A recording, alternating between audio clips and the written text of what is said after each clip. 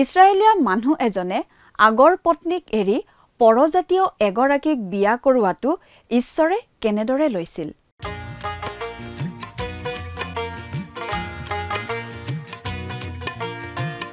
আজিৰে পবিত্ৰ ক্ষণতে উজলি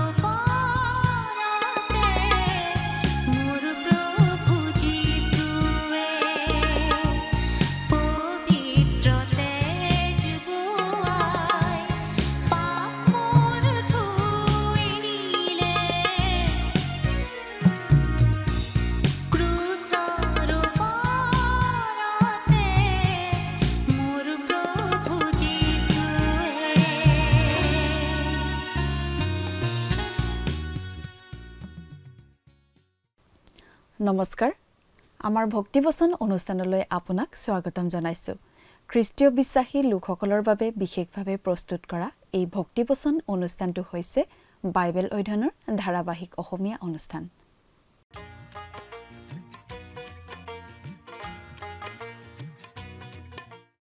প্ৰিয় দৰ্শক আপুনি যদি আমাৰ আগৰ অনুষ্ঠানটো শুনিছিল তেনেহলে আপোনাৰ নিশ্চয় মনত আছে যে আমি এতিয়া বাইবেলৰ পুৰণি নিয়ম খণ্ডৰ মলাখী ভাৱবাদীৰ পুস্তক নামৰ পুস্তকখন অধ্যয়ন কৰি আছো যোৱা অনুষ্ঠানত আমি এই মলাখী ভাৱবাদীৰ পুস্তকখনৰ 2 নম্বৰ অধ্যায়ৰ 10 নম্বৰ পদৰ পৰা 12 নম্বৰ পদলৈকে পঢ়ি তাৰ ভিত্তিত আগবঢ়োৱা আলোচনা শুনিবলৈ পালো আজিৰ অনুষ্ঠানত আমি মলাখী ভাৱবাদীৰ পুস্তকৰ 2 নম্বৰ অধ্যায়ৰ 13 নম্বৰ পদৰ পৰা 15 নম্বৰ পদলৈকে পঢ়ি তাৰ ভিত্তিত আগবঢ়োৱা আলোচনা শুনিবলৈ পাম আমাৰ সকলোৰে সৃষ্টিকৰ্তা ঈশ্বৰ একেজনাই সেই সূত্ৰে আমি সকলো একেটা মানৱ পৰিয়ালৰ কিন্তু মলাখীয়ে মানুহবোৰক দুখ দি কৈছে আমাৰ পূৰ্বপুৰুষৰ নিয়মক অপবিত্ৰ কৰি আমি প্ৰত্যেকই নিজৰ ভাইৰ বিৰুদ্ধে কিয় বিশ্বাসঘাতকতা কৰো ইছৰাইলীয়া লোকসকলে ঈশ্বৰৰ নিয়ম ভংগ কৰি ইজনে সিজনৰ লগত বিশ্বাসঘাতকতা কৰিছিল ঈশ্বৰৰ লগত তেওঁলোকৰ সম্বন্ধ সঠিক নাছিল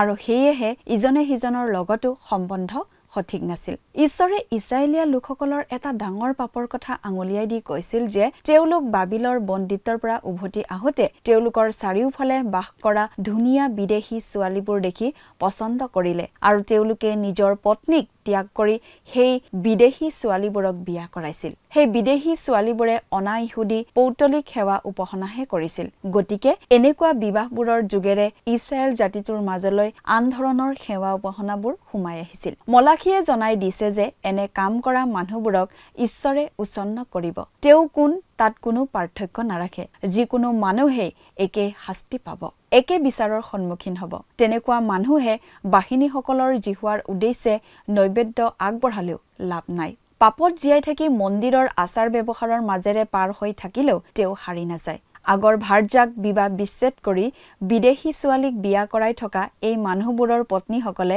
কান্দি কান্দি ঈশ্বৰৰ বেদীৰ ওচৰলৈ আহিছিল তেওঁলোকে চকু পানীৰে ঈশ্বৰৰ বেদী ঢালি পেলাইছিল ঈশ্বৰে জনাই দিছিল যে তেওঁ সেই চকু পানীৰে প্ৰাৰ্থনা কৰা মহিলাবোৰৰ কথা শুনিলে তাৰ পাছত পত্নীক এৰা মানুহবোৰে নিজকে অতি ধাৰ্মিক দেখুৱাই সেই একে বেদীৰ ওপৰতে ঈশ্বৰৰ উদ্দেশ্যে নৈবেদ্য আগবঢ়ালেহি কিন্তু ঈশ্বৰে তেনে নৈবেদ্য তেনে উপাসনা কেতিয়াও গ্ৰহণ নকৰে বুলি জনাই দিছে প্ৰিয় দৰ্শক কথাবোৰ অধিক বহলাই চাবলৈ আহকচোন এতিয়া আমি মূল আলোচনাটোৰ মাজলৈ আগবাঢ়ি যাওঁ আমাৰ পৰম পবিত্ৰ প্ৰভু যীশু খ্ৰীষ্টৰ নামত নমস্কাৰ প্ৰিয় শ্ৰোতা আমি বাইবেলৰ পুৰণি নিয়ম খণ্ডৰ মলাখী ভাৱবাদীৰ পুস্তক নামৰ পুস্তকখন অধ্যয়ন কৰি আছো নহয় জানো যোৱা অনুষ্ঠানত আমি বিশেষভাৱে দেখিবলৈ পাইছিলোঁ যে মলাখীৰ সময়ত ইছৰাইলীয় লোকসকলৰ মাজত বিশেষকৈ ডেকা আৰু পুৰুষসকলৰ মাজত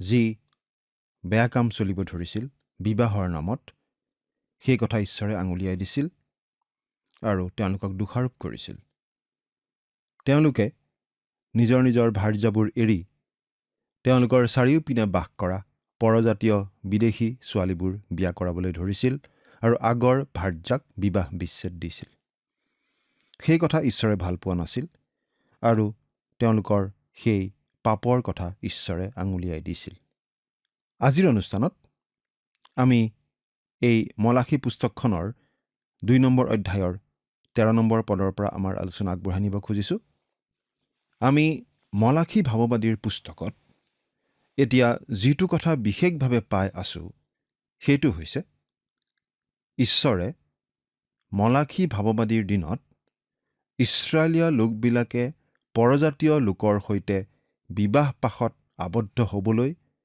নিজৰ নিজৰ তিৰোতাবোৰক বিবাহ বিচ্ছেদ দিয়া কাৰ্যটো সমালোচনা কৰা কথা ইছৰাইলীয়সকলৰ মাজৰ বহুতো পুৰুষে তেওঁলোকৰ চাৰিওপিনে থকা পৰজাতীয় বিদেশী লোকবিলাকৰ ছোৱালীবোৰ দেখি পছন্দ কৰিছিল আৰু সেই ছোৱালীবোৰৰ সৈতে বিবাহ পাশত আবদ্ধ হ'বলৈ নিজ নিজ ভাৰ্যাবোৰক বিবাহ বিচ্ছেদ কৰিছিল তেওঁলোকে কৰা সেই কামত ঈশ্বৰ অতি অসন্তুষ্ট হৈছিল ঈশ্বৰে মলাখী ভাৱবাদীৰ যোগেদি ইছৰাইলক এই কথাৰ বাবে বিশেষভাৱে ককৰ্থনা কৰিছিল।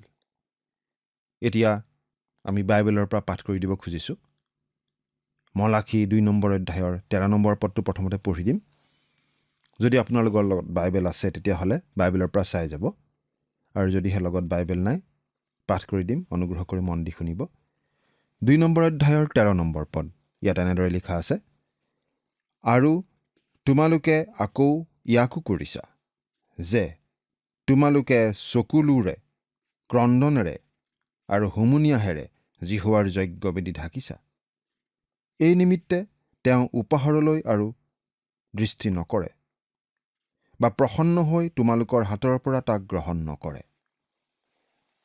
প্ৰিয় শ্ৰোতা, যিবিলাক মানুহে নিজ নিজ ভাৰ্যাক এৰি বিদেশী ছোৱালীবিলাক বিয়া কৰাইছিল, সেই মানুহবিলাকৰ ভাৰ্যাসকল উচুপি উচুপি কান্দি কান্দি ঈশ্বৰ জিহুৱাৰ বেদীৰ ওচৰলৈ আহিছিল। সেই তিৰোতাবিলাকে ঈশ্বৰৰ বেদীত চকু পানী পেলাইছিল, আৰু ঈশ্বৰে কৈছিল, মই সিহঁতৰ চকুলো পেলাই কৰা ক্ৰন্দন শুনিলোঁ।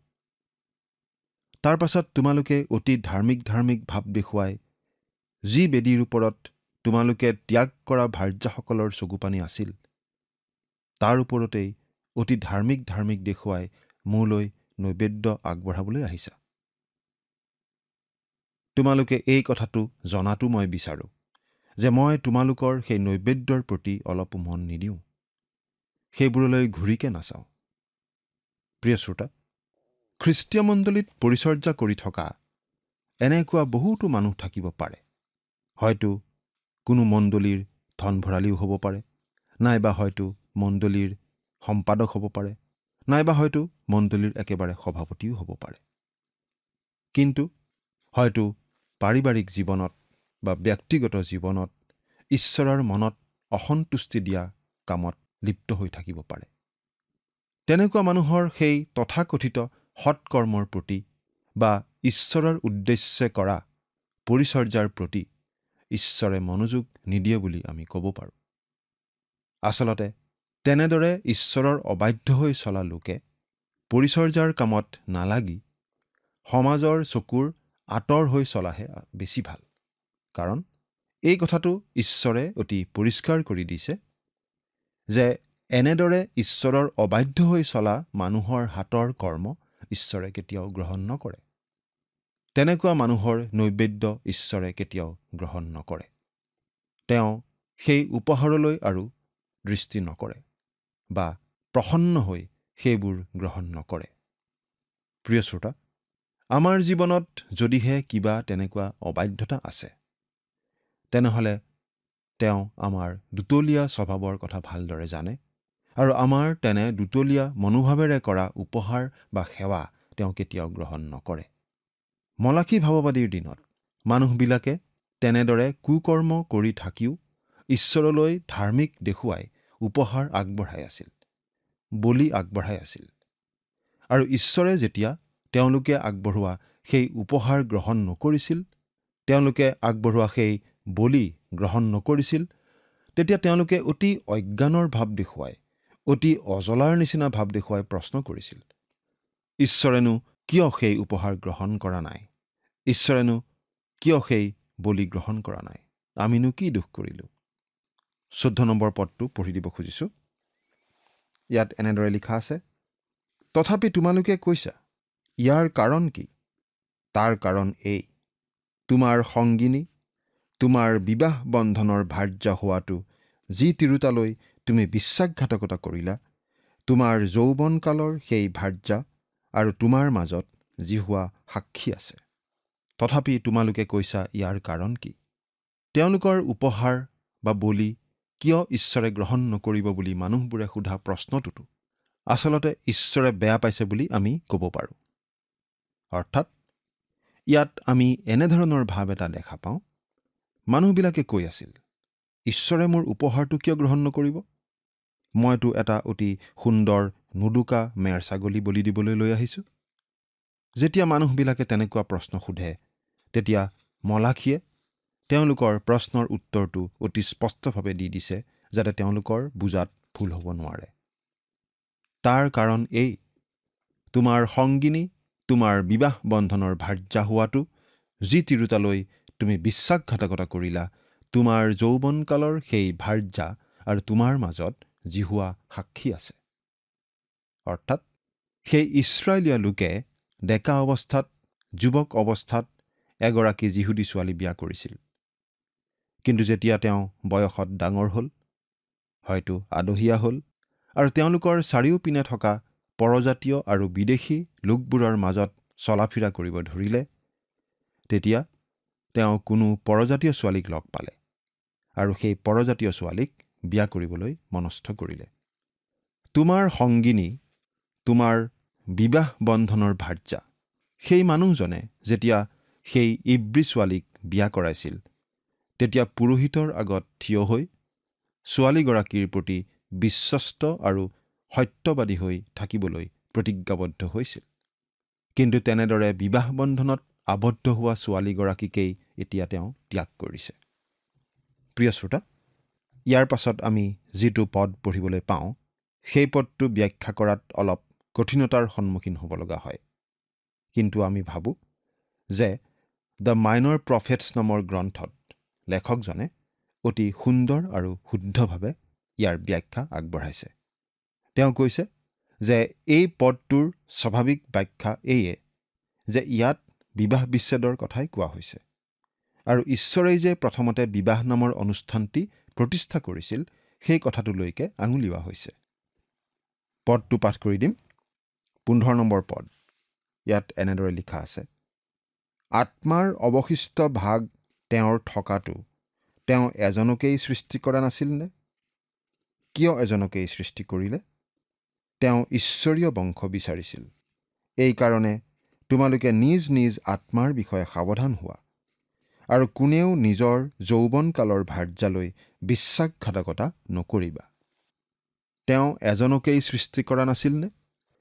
ইয়াত আচলতে আমি ঈশ্বৰে আদিতে মানুহ সৃষ্টি কৰা কথালৈ উভতি চাওঁ।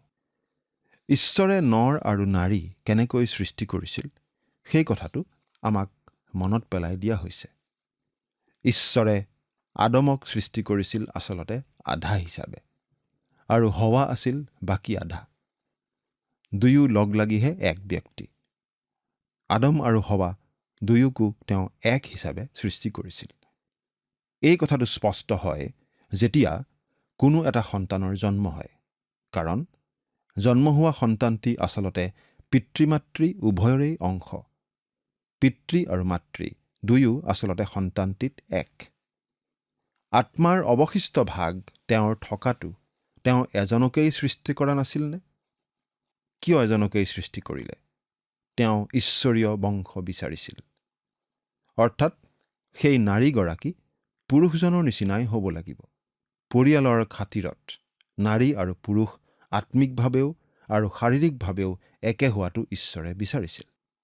সেইবাবেই আদমৰ পৰা লোৱা হাড়েৰে হৱাক সৃষ্টি কৰা হৈছিল, যাতে দুয়ো একেই হয়।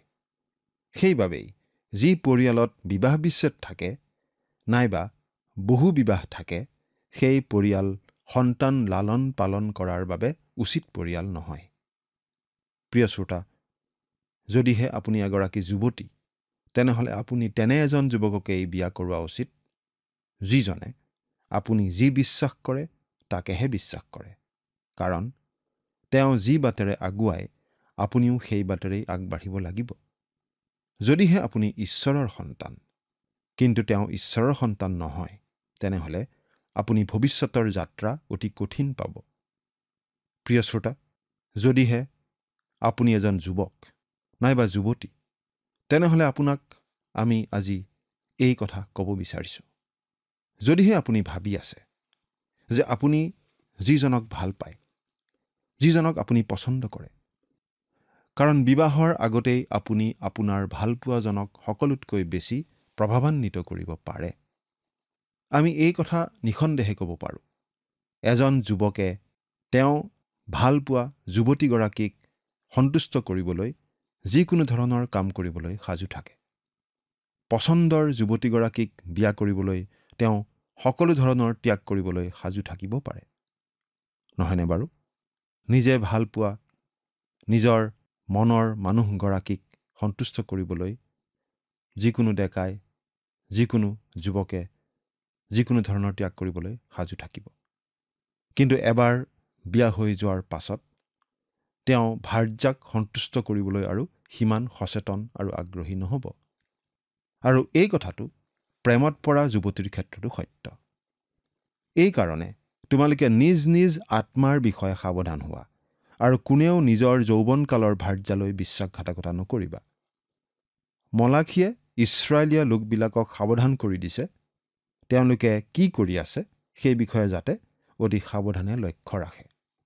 কাৰণ ঈশ্বৰে তেওঁৰ মনোনীত জাতি সেই ইছৰাইলীয়াসকলক আন জাতিবোৰৰ সৈতে বিবাহপাশত আবদ্ধ নহ'বলৈ অতি চোকা আৰু স্পষ্ট ভাষাৰে সাৱধান কৰি দিছিল। প্ৰিয় শ্ৰোতা, আপোনাৰ হয়তো মনত আছে যে জেৰুচালেমৰ দেৱাল নিৰ্মাণ কৰাৰ পাছত নহিমিয়াই তেওঁৰ আগৰ কাম কৰিবলৈ মাদিয়া পাৰ্চীবিলাকৰ ৰাজধানীলৈ আকৌ উভতি গৈছিল। কাৰণ তেওঁ সেই মাদিয়া পাৰ্চীসকলৰ ৰজাৰ পাণপাত্ৰ ধৰোতা আছিল, অৰ্থাৎ তেওঁ ৰজা ঘৰত চাকৰি কৰিছিল। গতিকে তেওঁ আকৌ নিজৰ চাকৰিলৈ উভতি গৈছিল। কিন্তু তেওঁ তাত কিছুদিন থকাৰ পাছত ছুটী লৈ জেৰুচালেমলৈ আকৌ উভতি আহিছিল। জেৰুচালেম কেনে অৱস্থাত আছে, কেনেদৰে চলি আছে তেওঁ চাবলৈ আহিছিল। কিন্তু নহিমিয়া জেৰুচালেমলৈ উভতি আহি দেখিবলৈ পাইছিল যে টবিয়া নামৰ বুঢ়া অম্মোনিয়া লোক এজনে আহি জেৰুচালেমৰ মন্দিৰত এটা কোঠাত আশ্ৰয় লৈছিলহি। সেই বৃদ্ধ টবিয়া কিন্তু ঈশ্বৰৰ শত্ৰু আছিল। সেই বৃদ্ধ টবিয়াই বিভিন্ন ধৰণেৰে নহিমিয়াৰ কামত আগতে বাধা দিবলৈ চেষ্টা কৰিছিল আৰু দেশকৈ ঈশ্বৰৰ প্ৰতি বিৰোধিতা কৰা লোক আছিল। সেই টবিয়া ঈশ্বৰৰ শত্ৰু আছিল বুলি সকলোৱে জানিছিল। মন্দিৰৰ মহাপুৰোহিতে টবিয়াৰ কাৰণে এই বিশেষ বন্দোবস্ত কৰি দিছিল। একেবাৰে জেৰুচালেমৰ মন্দিৰতেই এটা কোঠাত সেই টবিয়াক তেওঁ আশ্ৰয় দিছিল। সেই টবিয়াৰ থকাৰ তেওঁ বন্দোবস্ত কৰি দিছিল। কিয় বাৰু? কাৰণ সেই মহাপুৰোহিতৰ পুতেকে সেই ঈশ্বৰ বিৰোধী টবিয়াৰ জীয়েকক বিয়া কৰাইছিল। কি যে দুখ লগা কথা নহয়নে বাৰু? নহিমিয়া আহি জেৰুচালেমৰ মন্দিৰৰ কোঠাত সেই টবিয়াক দেখা পাইছিল। সেই কথা দেখি নহিমিয়াই কি কৰিলে জানেনে? তেওঁ সেই ঠাইলৈ গ'ল আৰু বৃদ্ধ টবিয়াৰ সকলো বয় বস্তু, আনকি আচবাব পত্ৰ আদিও দলিয়াই পেলালে আৰু তেওঁক সেই ঠাই ত্যাগ কৰি যাবলৈ ক'লে, অতি চোকা ভাষাৰে, অতি স্পষ্টভাৱে। প্ৰিয় শ্ৰোতা, আপুনি হয়তো ভাবিব পাৰে সেইটো অতি অভদ্ৰ আৰু কঠোৰ ব্যৱহাৰ হৈছিল। নিশ্চয় সেই কামটো ভদ্ৰ কাম নাছিল, কিন্তু সেই কামে তেওঁলোকৰ মন্দিৰটো পৰিষ্কাৰ কৰিলে। আৰু আচলতে নহিমিয়াই তেওঁৰ নিজৰ জাতিৰ লোকবিলাকৰ প্ৰতিও অতি কঠোৰ আৰু চোকা ব্যৱহাৰ কৰিছিল। যিবিলাক লোকে অছদোদ, অম্মোন আৰু মোৱাবৰ বৰ্বৰ পৰজাতীয় লোকবিলাকৰ সৈতে বিবাহৰ সম্পৰ্ক স্থাপন কৰিছিল, সেইসকলক তেওঁ চোকা ভাষাৰে গালি পাৰিছিল। তেওঁলোকৰ প্ৰতি নহিমিয়াই কেনে ব্যৱহাৰ কৰিছিল সেই কথাৰ বৰ্ণনা নহিমিয়াই নিজে এনেদৰে দিছে। নহিমিয়া পুস্তকৰ 13 নম্বৰ অধ্যায়ৰ 25 নম্বৰ পদটো পঢ়ি দিছোঁ, চাবচোন। তেওঁ নিজে এই বুলি কৈছে, তাতে মই তেওঁবিলাকৰ লগত বিবাদ কৰি তেওঁবিলাকক গৰিহণা দিলোঁ আৰু তেওঁবিলাকৰ কেইজনমানক কোবাই তেওঁবিলাকৰ চুলি ছিঙিলোঁ।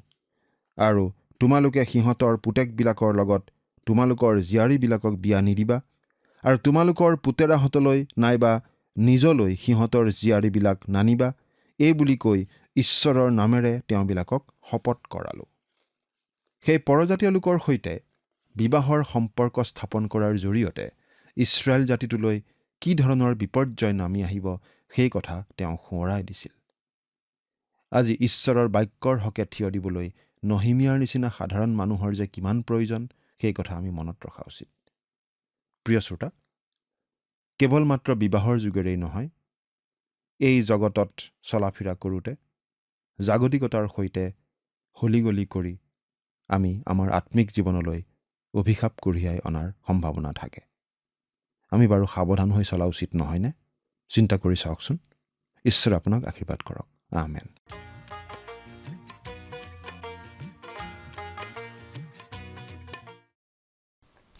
ঈশ্বৰে মানুহবোৰৰ নৈবেদ্য গ্ৰহণ নকৰিব বুলি কোৱাত মানুহবোৰে আপত্তি কৰি কৈছিল, তেওঁ কিয় গ্ৰহণ নকৰে? মই আগবঢ়াবলৈ এটা অতি ধুনীয়া শকত মেৰ পোৱালি লৈ আহিলো। যেতিয়া তেওঁলোকে এনেদৰে প্ৰশ্নটো কৰে, তেতিয়া মলাখীয়ে তেওঁলোকৰ বাবে উত্তৰটো অতি স্পষ্টভাৱে জনাই দিয়ে, যাতে তেওঁলোকে তেওঁক ভুল বুজিব নোৱাৰে। তেওঁলোকৰ নৈবেদ্য ঈশ্বৰে গ্ৰহণ নকৰে, কাৰণ ঈশ্বৰ তেওঁলোকৰ আৰু তেওঁলোকৰ যৌৱনকালৰ পত্নীৰ মাজত সাক্ষী হৈ আছে, যাৰ বিৰুদ্ধে তেওঁলোকে প্ৰতাৰণা কৰিছিল। ইছৰাইলীজনে ডেকা অৱস্থাত ইব্ৰী ছোৱালী এজনীক বিয়া কৰাইছিল, কিন্তু তেওঁ ডাঙৰ হৈ অনা যিহুদীসকলৰ মাজৰ কোনোবা এগৰাকীক বিয়া কৰালে। কিন্তু তেওঁৰ ইব্ৰী পত্নীগৰাকীক তেওঁ পুৰোহিতৰ আগত থিয় হৈ তেওঁৰ প্ৰতি সদায় বিশ্বাসী হৈ থাকিম বুলি প্ৰতিজ্ঞা কৰি বিয়া কৰাইছিল, আৰু ঈশ্বৰ তাৰ সাক্ষী আছিল। প্ৰিয় দৰ্শক, আজিলৈ আমাৰ অনুষ্ঠানটো ইমানতে সামৰণি মাৰিব খুজিছো।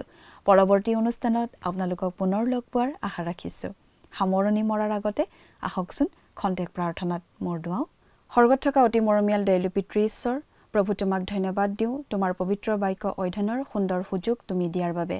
দয়ালু মৰমীয়াল পিতৃ ঈশ্বৰ, তোমাৰ পবিত্ৰ বাক্য অধ্যয়নৰ যোগেদি প্ৰভু, যি দৰ্শকসকলে যি কথা শিকিছে তেওঁলোকক প্ৰভু মনত ৰাখিবলৈ তুমি সহায় কৰা, আৰু প্ৰভু তেওঁলোকেও যাতে নিজৰ জীৱনত সকলো সময়তে তোমাক যাতে আগস্থান দি প্ৰভু যাতে চলিবলৈ পাৰিব তেনে আশীৰ্বাদ দান কৰিবা, আৰু তোমাৰ বাধ্যতা যাতে হ'বলৈ পাৰিব তেনে আশীৰ্বাদ প্ৰভু তেওঁলোকৰ জীৱনত তুমি দান কৰিবা।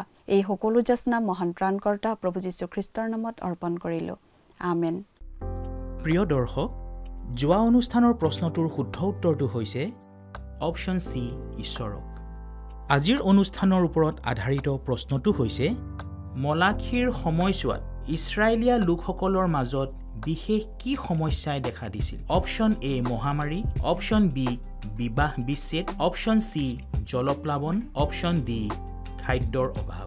প্ৰিয় দৰ্শক, আজিৰ প্ৰশ্নৰ সঠিক উত্তৰটো আজি সন্ধিয়া 6 বজাৰ আগেয়ে আপোনাৰ নাম আৰু সম্পূৰ্ণ ঠিকনাৰে সৈতে আমালৈ 7429840242 নম্বৰত SMS নাইবা হোৱাটছআপ যোগে প্ৰেৰণ কৰক। প্ৰিয় দৰ্শক, আপুনি যদি আমাৰ এই অনুষ্ঠানৰ যোগেদি আশীৰ্বাদপ্ৰাপ্ত হৈছে আৰু আমাৰ লগত কথা পাতিবলৈ বিচাৰিছে বা আপোনাক প্ৰাৰ্থনাৰ সহায়ো পৰামৰ্শ লাগে, তেন্তে আমালৈ 7429840242 এই নম্বৰত পোনপটীয়াকৈ ফোন কৰিব পাৰিব। ধন্যবাদ।